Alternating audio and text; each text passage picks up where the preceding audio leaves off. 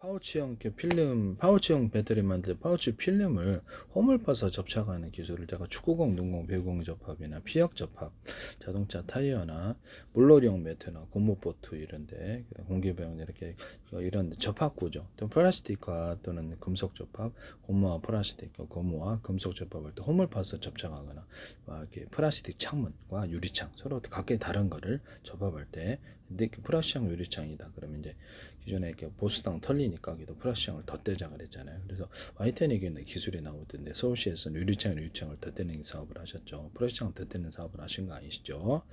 여기다가 홈을 파가지고 접합을 해야지 습기가 안 차고 잘 떨어지지도 않고 이 기술을 얘기했었는데요.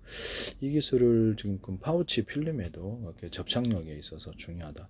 이렇게 반도체에다 그러면 이렇게 기판에 접착할 때도 홈을 파서 접착하거나 이렇게 실리콘 웨이퍼, 금속 어떤 유리기판을 여러 층으로 적층하거나 일 때도 홈을 파서 접착하는 기술을 써요.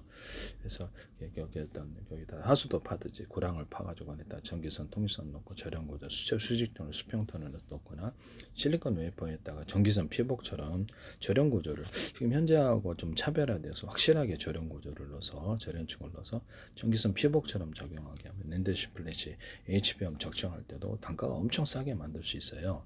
유리기판과 플라스틱 기판, 마더보드라든지 그래픽보드 이런 데도 미세조율로 인해서 오작동이 생기기 때문에 보일러 기판이나 모든 기판 구조 얘기도 전기 절연 테이프 방식이라도 이렇게 뭐 재료는 다양하게 있겠죠. 이렇게 그런 방식으로 피복을 넣어주는 기술을 쓰시면 제 기술입니다. 유리석연 코팅 예산을 유리막 코팅을 넣어서 제조하는데 파우치 필름에도 그럴 수 있어요. 그래서 파우치 필름은 화재가 좀 더 많이 나는 이런 이렇게 파우치형 배터리인데요. 거의 70% 이상에서 화재가 많이 난다고 그러더라고요. 접착력 할 때도 홈을 파서 접착하는 기술을 쓸 수가 있습니다. 그래서 파우치형 필름에다가도 해서 이렇게 약간 열을 각각 한 군데 밀집해서 모여 있다 보니까 이 부분을 제가 원통형 배터리 같은 데서도 원통형 배터리에다 파우치 필름을 이렇게 원통형 배터리는 진리로 이렇게 돌돌 말았잖아요. 그것을 그래서 마른 거를 작은 구조로 만들어서 이렇게 셀식으로 넣어주자. 그래서 이렇게 파워를 높일 수 있다고 말씀을 드려요. 각각 전기선을 각각 만들고 직렬과 병렬을 공존하게 할 수도 있어요. 전기선을 또는 여기다가 한쪽에는 이렇게 어떤 원통형 배터리처럼 진료를 돌돌 말아놓고 속도가 늦어요. 전기 나오는 속도가 돌돌 말아놓다 보니까 그래서 여러 개로 분할해서 이렇게 돌돌 말아낸 틀을 넣으면 훨씬 더 좋을 것이다. 또는 이런 젤리를 원통형 말하는 거에 있다 파우치형으로 적층하는 식으로 두 개를 같이 공존하게 할 수도 있다. 또는 이렇게 각형에도 이와 같이 여러 개가 공존하는 이게 파우치형 아니면 이렇게 원통형이 공존하는 형태를 만들 수도 있다라고 말씀을 드렸는데요. 하시면 제 기술이 되겠습니다. 그래서 원통형이 좀 이렇게 전기 파워가 좀 괜찮거나 이렇게 단가도 좋고 그렇게 외부 충격으로부터 되게 좋단 말이에요. 그래서 이게 아예 그냥 좀 문제는 좀 있을 것이라고 봅니다만은 파우치형 필름 아예 전체를 다 넣어줄 수도 있어요. 원통형 배터리에다가 이런 구조도 가능하다. 파우치 필름의 접착력을 홈을 파서 접착을 한다. 그래서 파우치 필름의 두께를 틀리게 해서 대중소로 들어갈 수도 있다. 이런 부분을 말씀을 드립니다. 이게 내부 압력을 해서 가스가 발생한 외부로 배출돼 벤트라는 안전장치가 파우치에 적용된다는데요. 이게 충전할 때 이렇게 납축전지나 이런 배터리 할 때도 이렇게 자동차 배터리, 모든 리튬 배터리, 모든 배터리 구조에 스마트폰 충전율을 나타내 스스로 전기를 끊는 기술을 제가 말씀을 드렸거든요. 과충전이 안 되도록.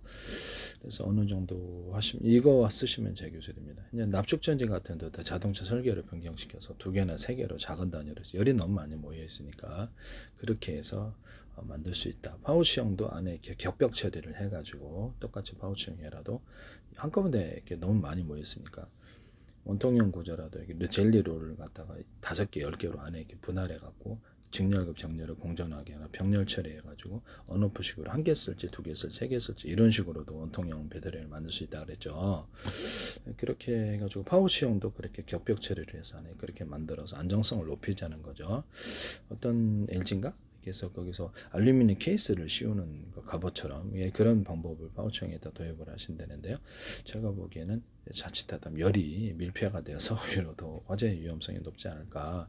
그래서 파우치형을 갖다 격벽 처리해서 안에다 넣어서 병렬 장치, 전기선을 각각 연결해서 병렬이나 직렬을 공전하게 할 수도 있고, 그 방법을 정렬이나 직렬을 공전하게 하는 방식으로 해서 각형도 제조할 수 있다. 보다 열을 작은 단위로 분산을 시켜가지고 격벽 처리를 이렇게 미세하게라도 해서, 너네 에너지 밀도가 너무 높다 보니까 이게 열이 쉽게 전염이 된다. 그래서 화재가 일어나는 원인이 되니까 격벽 처리를 미니 구조로 그 재료는 많겠죠, 격벽에. 그래서 각형 또는 이렇게 그러니까 어떤 파우치형, 이렇게 원통형을 격벽 처리를 해가지고 넣어주거나, 그래서 열이 다른 데로 전염이 안 되도록 하는 기술을 쓸 수 있는데요. 그래서 직렬과 병렬을 공존하게 하거나, 모든 뭐 파워뱅크에도 직렬 병렬을 공존하게 할 수 있어요. 모든 반도체에서도 이 기술을 쓰시면 제 기술이 되겠다라는 것을, 파우치형에다가 안에다가 파우치형에다가 원통형 구조 젤리로를 말아놓는 구조도 같이 쓸 수 있다. 그런 장점이 있으니까요.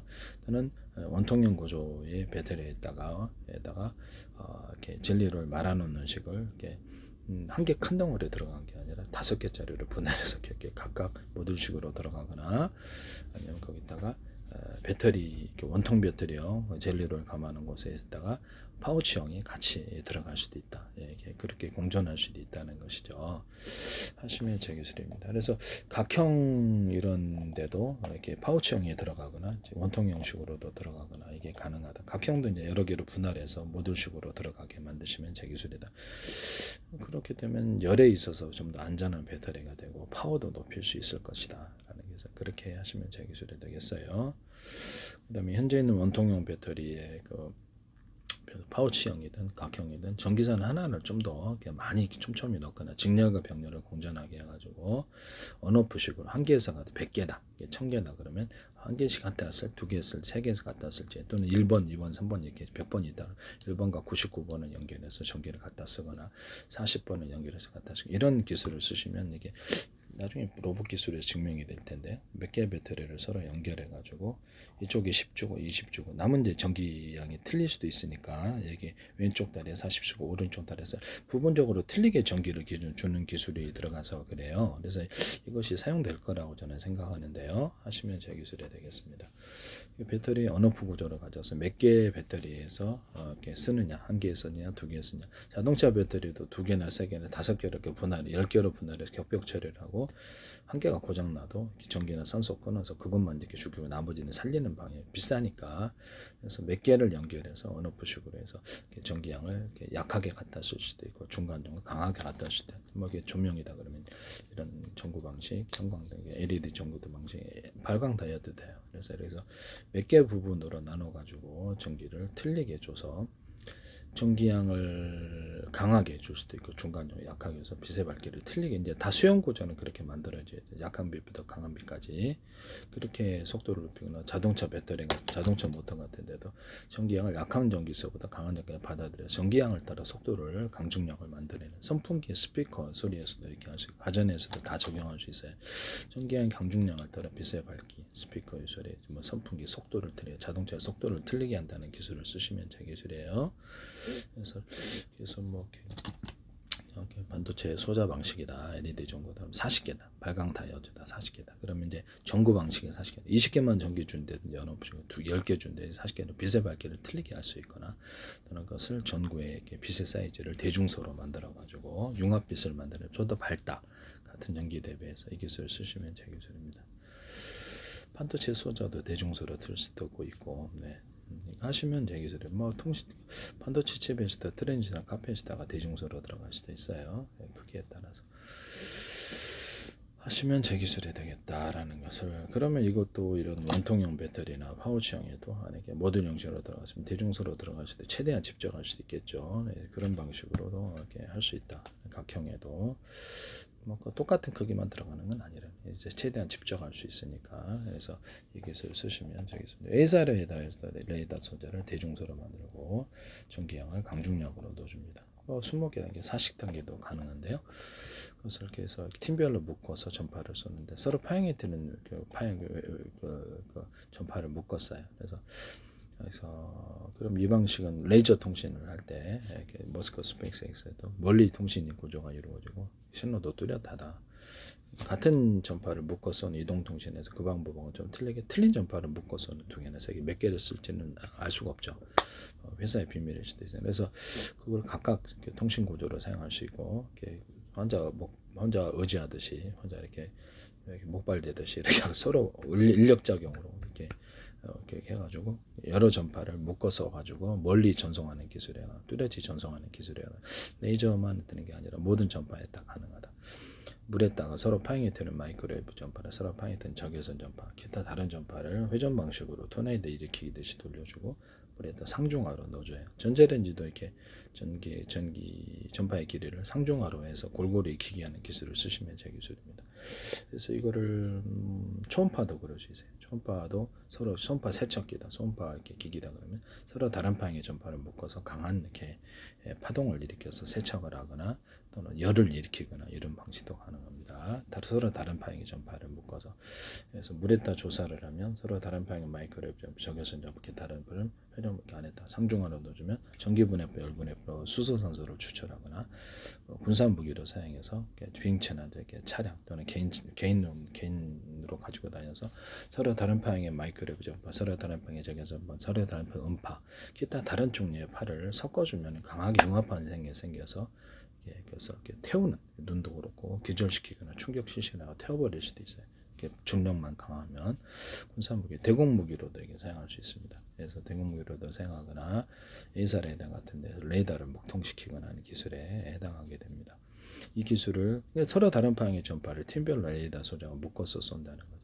쓰시면 제 기술이 되겠어요. 레이저 시각 장치나 이런 데 가공 장치, UV 장치에서도 레이저 빛을 대중소로 사이즈를 틀리게 20단계로 40단계로도 만들 수 있어요. 그걸로 이제 반도체를 이렇게 도장 파듯이 조각해서 이렇게 반도체를 만들어낸다. 증착 과정을 거칠 수도 있고 고랑을 파가지고 실리콘에 유리기판, 플라스틱 반도체에다 고랑을 파서 하수도 고랑 파듯이 이렇게 딱 파서 안에 전기선 통신 넣고 절연을 해준다는 거죠.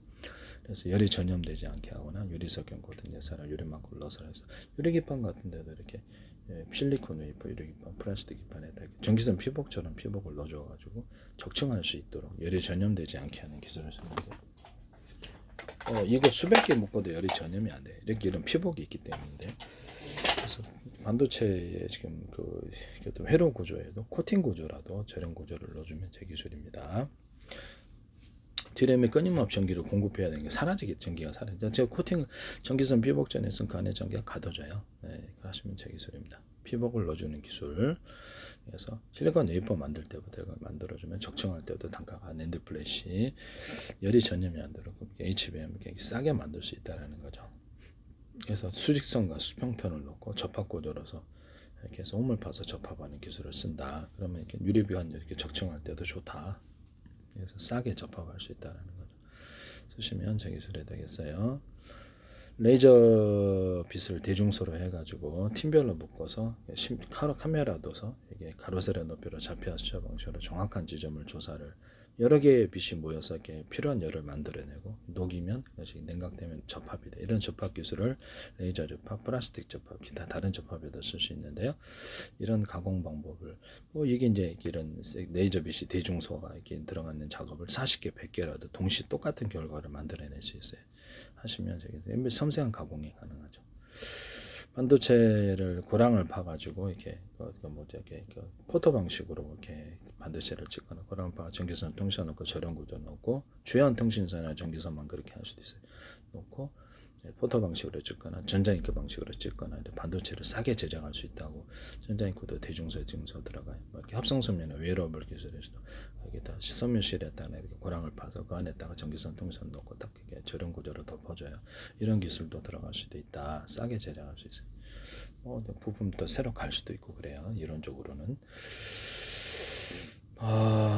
이 기술을 쓰시면 제 기술이 되겠다. 그 다음에 레이저 시각으로 이렇게 도장 파듯이 이렇게 가공을 해가지고 똑같은 품질이 나오면 그래서 안에서 회로를 만들고 증착할 수도 있고 다양한 방식을 쓸 수도 있다라는 것을 말씀을 드립니다. 일단 고랑을 파서 안에다 넣어주고 저렴 구조가 열이 전염이 안 된다라는 거죠. 서로 간에. 전기선 신호선도 나노 구조로 이렇게 얇게 가더라도 신호가 뚜렷하게 고랑 안에서 이렇게 보호가 된다는 거죠. 예, 그렇게 쓰시면 자기소개 회로에서도 쓸 수 있고 레이저 식각이 앞으로 많이 쓰일 수도 있다. 식각으로 이렇게 회로를 만든다는 거죠. 쓰시면 자기소개 되겠어요. 네네. 일란으로 가더라도 미세한 이렇게 교통관에다 넣어주면은 이렇게 신호가 이렇게 전기선 피복처럼 작용한다는 거죠. 신호가 그 안에서 보존되어서 이렇게 잘 전달이 될 수 있다. 전기선 통신이 고랑을 파가지고 이렇게 안에다 전기선 통신 넣는 기술을 삼성이든 어디든 이렇게 쓰시면 안 되겠다. 미디어가 됐든 SK든 마이크론이 됐든 지적재산권은 민영사를 법을 가지고 있습니다.